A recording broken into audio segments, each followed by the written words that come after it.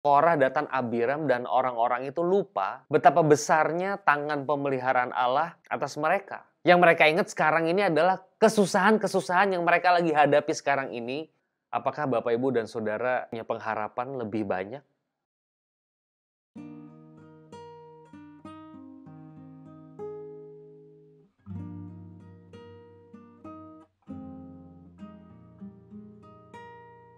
Selamat hari Minggu, Bapak Ibu sekalian. Shalom. Pada hari ini firman Tuhan diambil dari Bilangan pasal 16. Di dalam Bilangan pasal 16 kita membaca cerita Korah, Datan, dan Abiram memimpin 250 orang untuk memberontak melawan otoritas Musa dan Harun. Ada dua alasan yang diangkat, saudara-saudara. Saya perlu mengutip dua ayat pada hari ini.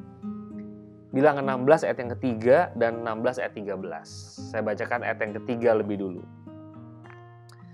Maka mereka berkumpul mengerumuni Musa dan Harun serta berkata kepada keduanya, "Sekarang cukuplah itu. Segenap umat itu adalah orang-orang kudus dan Tuhan ada di tengah-tengah mereka. Mengapa kamu meninggikan diri di atas jemaat Tuhan? Emang cuman kamu yang kudus? Segenap jemaah ini juga kudus, nggak cuman kamu. Kamu jangan meninggikan diri di atas jemaat ini." Itu komplainnya Korah, Datan, Abiram beserta 250 orang. Jadi Musa, bukan cuman kamu yang kudus, jangan meninggikan diri di atas kami.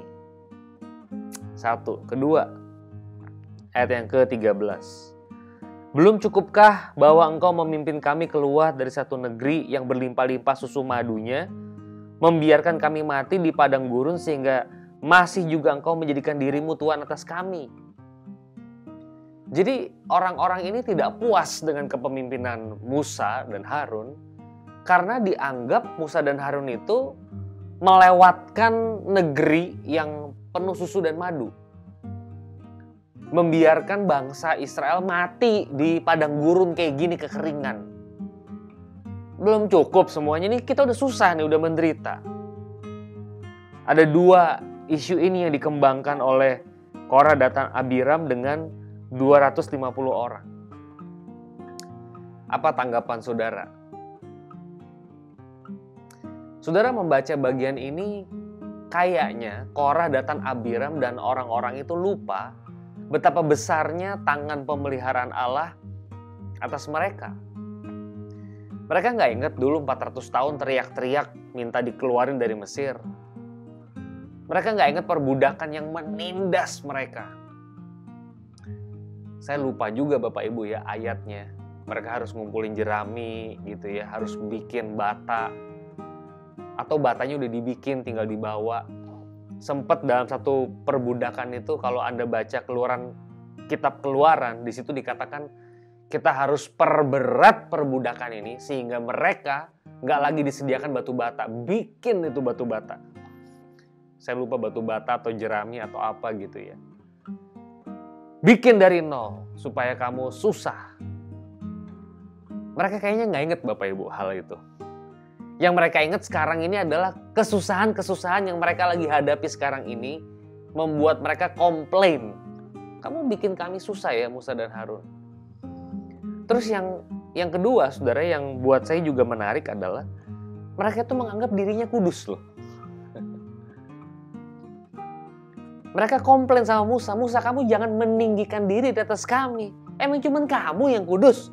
Gue juga kudus, gak cuman kamu." Saudara, konten ini sangat bertabrakan dengan konten kemarin kalau saudara ngikuti suara pastoral. Daud itu berdoa kepada Tuhan, "Tuhan, tahirkanlah hatiku. Jadikanlah hatiku tahir ya Tuhan." Dia merasa dirinya begitu najis, begitu berdosa.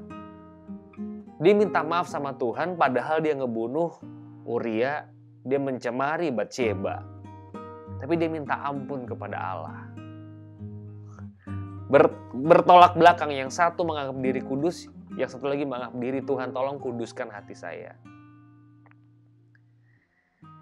Satu lagi Bapak Ibu ayat ketika orang banyak melihat 250 orang itu ditelan bumi, bayangin buminya menganga, mati semua ke dalam, ditelan. 16 ayat 41, Bilangan pasal 16 41 mencatat, tapi pada keesokan harinya bersungut-sungutlah segenap umat Israel kepada Musa dan Harun. Kata mereka, kamu telah membunuh Tuhan. Saudara, alih-alih bertobat, mereka semakin menuduh Musa dan Harun. Dan Alkitab mencatat 14.700 orang mati pada hari itu karena melawan Tuhan. Musa sama Harun bikin perbaraan, itu tulahnya itu ketika kemuliaan Tuhan hadir itu awan yang gelap itu menutupi orang-orang banyak. Kalau dilewatin awan itu satu demi satu mati.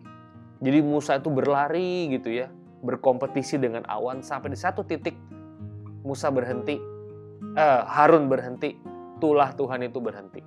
Yang mati itu 14.700 orang karena mereka tidak percaya kepada Allah dan menganggap dirinya kudus. Saat teduh beberapa hari yang lalu juga menarik ya, dari kitab Bilangan. Mereka mau masuk ke Kanaan, mereka komplain kan. Wah, nggak bisa lah masuk Kanaan, orangnya gede-gede, raksasa-raksasa. Yosua dan Kaleb yang bilang bisa. Saudara, mereka fokus kepada ketidaknyamanan, kepada masalah. Mereka tidak pernah ngelihat, kita optimis bisa karena dulu kita udah lepas dari Laut Teberau. Kita optimis. Mereka nggak gitu. Mereka fokus hanya kepada masalah yang ada di depan. Bukan kepada berkat Tuhan di masa lampau yang menjadi modal optimisme buat kita. Kita punya pengharapan. Bapak Ibu Saudara, kita hidup hari ini tahun 2022. Apakah Bapak Ibu dan Saudara punya pengharapan lebih banyak? Kalau saya ada di Laut Teberau, kebelah dua, pasti saya selfie. Betul nggak Bapak Ibu? Pasti kita abadikan. Karena itu momen yang memang patut diabadikan. Banyak hal yang kita nggak patut abadikan, tapi momen itu momen yang kita patut abadikan. Kita nggak akan lupa bagaimana Tuhan menyelamatkan kita. Bapak Ibu, kita punya Alkitab tebel, kita punya banyak kesaksian, dari banyak orang udah dibukuin. Apakah kita masih punya iman dan pengharapan? Atau kita tetap dipenuhi dengan sungut-sungut dan keluhan? Selamat berefleksi, selamat hari Minggu, Tuhan memberkati.